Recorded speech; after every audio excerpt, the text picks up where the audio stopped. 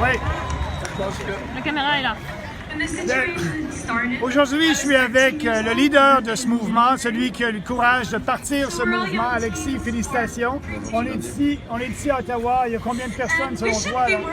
On doit être aux alentours de 10 000 peut-être. Hein? Aux alentours de 10 000 personnes ici qui viennent célébrer notre liberté et se battre pour notre liberté. Ça prend des leaders.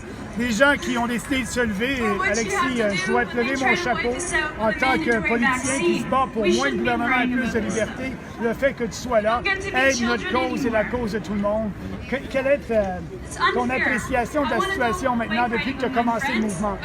En fait, on s'est rendu compte qu'on le vivait dans un système similaire à celui de l'URSS, c'est-à-dire qu'il n'y a aucun débat dans les médias, il y a une pensée unique sur le COVID, il n'y a personne qui remet en cause les propos du gouvernement sur les statistiques du virus, les statistiques des morts, etc.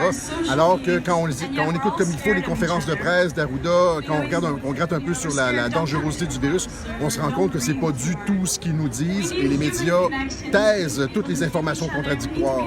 Alors, moi, c'est comme si on était retourné 40 ans en arrière, dans les années 80, en ex-URSS, à l'époque de la Pravda, il y avait comme ce que le gouvernement disait et la version officielle médiatique. Alors que c'est pas du tout ce quand on gratte les chiffres, c'est pas du tout ce qu'on remarque, là. Il y a comme énormément de matière à questionner les politiques gouvernementales. Ce qu'on se rend compte, c'est que le virus n'est pas tout à fait dangereux, en tout cas pas aussi dangereux qu'ils nous disent, et que les mesures qui sont mises de l'avant sont beaucoup plus d'ordre politique que d'ordre médical ou sanitaire. Et donc, il y a comme une espèce d'entreprise de contrôle social très, très préoccupant présentement. Qu'est-ce que tu penses de la réaction suite aux propos du docteur Lacroix?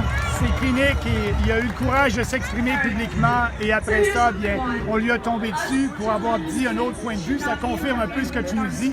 La pensée unique et il faut des débats. Nous, on essaie de faire ça, ces débats-là, au Parti populaire, mais le docteur Lacroix, ça a été difficile pour lui. On croyait qu'on était en démocratie, hein, que la démocratie était fondée sur l'échange, la libre circulation des idées, les débats ouverts, mais là, c'est pas ça du tout. En plus de ça, en plus des médias et du gouvernement, il y a les ordres professionnels qui établissent là, la censure, une chape de plomb. Moi, je sais, il y a énormément d'infirmières qui me disent qu'ils aimeraient parler, qu'ils ont des informations, mais qu'ils ont peur des conséquences de leur ordre. Même chose avec les médecins. Les gens me disent que leur médecin, en privé, dans le bureau, enlève le masque. C'est ridicule tout ça, mais ils ont peur des conséquences avec le Collège des médecins. Donc, c'est ça, en plus des médias et du gouvernement, il y a une chape de plomb qui est établie par les différents ordres professionnels. C'est un système, c'est quasi totalitaire, là. Et pour toi, si les gouvernements n'entendent pas le gros bon sens de la population et permettent ces débats-là et surtout permettre aux gens d'être libres et responsables, de porter un masque s'ils le veulent ou s'ils ne le veulent pas, qu'est-ce que tu penses va être la situation? Tu fais un combat politique, mais aussi un combat judiciaire devant les tribunaux. Comment ça va?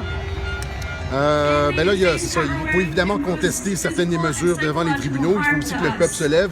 L'important, selon moi, là, je pense que l'élément le plus important, c'est de faire circuler l'information sur les chiffres réels, les mesures réelles. Il faut que le gouvernement perde d'une certaine façon la légitimité. Il faut retirer notre consentement.